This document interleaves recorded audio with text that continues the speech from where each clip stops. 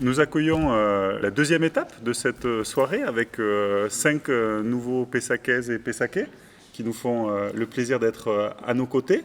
Donc je vous propose peut-être de vous présenter. Oui, bonjour, Nicolas, j'habite donc au Monteil, 40 ans, ingénieur à la SNCF et extinction de voies ce soir. J'aurais bien aimé quelques précisions sur le budget climat-solidarité et l'idée du référendum de fin d'année. Très bien. Sur quoi il porterait. Merci d'avoir lu le programme déjà, ça fait toujours plaisir. Ouais.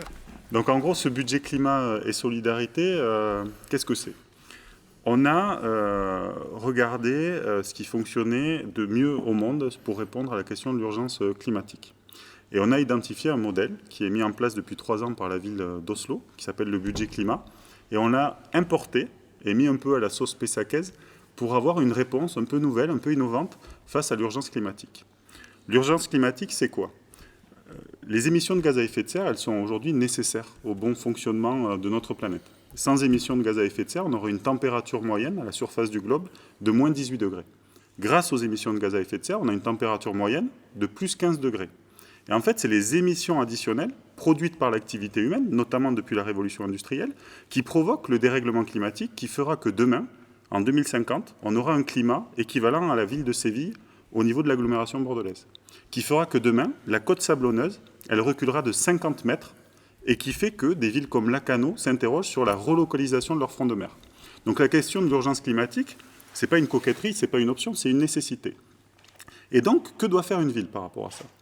Elle doit, et c'est ce qui nous paraît être l'urgence absolue, au-delà des questions des pistes cyclables ou des questions de plantation d'arbres qui sont importantes, qui contribuent à un objectif global, mais qui ne sont pas suffisantes, elle doit avoir une vraie stratégie bas carbone et participer à la réduction des émissions de gaz à effet de serre produits par les services publics municipaux.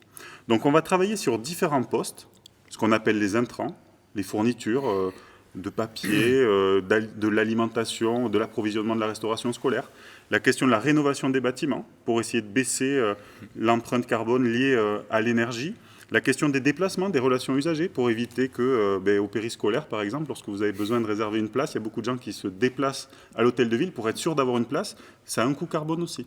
Donc on va travailler tous ces sujets de façon un peu globale, un peu systémique, pour baisser les émissions de gaz à effet de serre produites par la ville. Et notre objectif, c'est que d'ici 2026, on baisse de 20% ces émissions.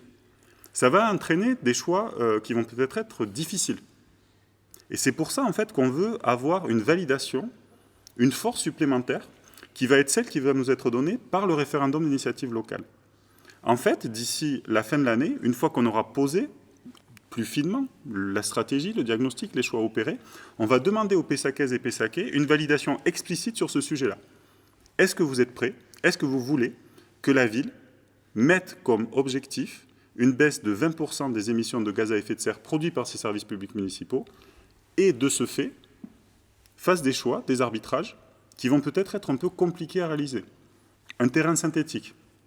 Les footballeurs, ils veulent pouvoir jouer au foot toute l'année et de la meilleure façon possible. Un terrain synthétique peut participer à cette ambition-là. Sauf que ces 680 tonnes de CO2 qui sont produites avec un terrain synthétique, c'est de l'imperméabilisation des sols. Et un terrain engazonné, ça veut dire que l'hiver, quand il pleut beaucoup, comme c'est le cas actuellement, c'est beaucoup moins praticable. Donc il y a des effets, il y a des contraintes, mais d'un point de vue climatique, par rapport à cet objectif de réduction des émissions de gaz à effet de serre, il faut faire cela.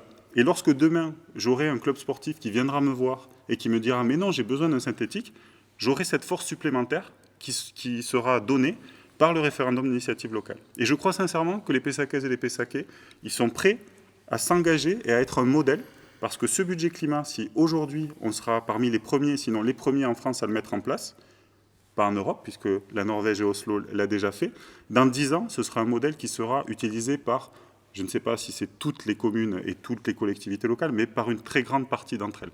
Parce que c'est vraiment la seule qui permet de répondre à cet objectif-là de réduction des émissions de gaz à effet de serre. D'accord, merci. Je vous en prie.